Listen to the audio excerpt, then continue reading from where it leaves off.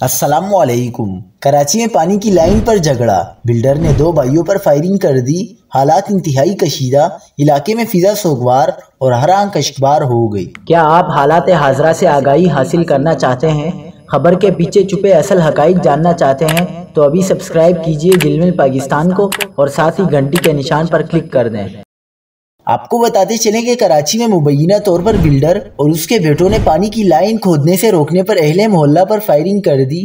Police کے مطابق firing کا واقعہ ناظم آباد نمبر 3 میں پیش آیا، جہاں اہل محلہ کی جانب سے بلڈرز اور اس کے بیٹوں کو پانی کی لائن کھودنے سے روکا گیا تھا، جس کے بعد جھگڑا بڑھنے پر ایک بھائی گولی لگنے سے جاں بحق اور دوسرا زخمی ہو گیا۔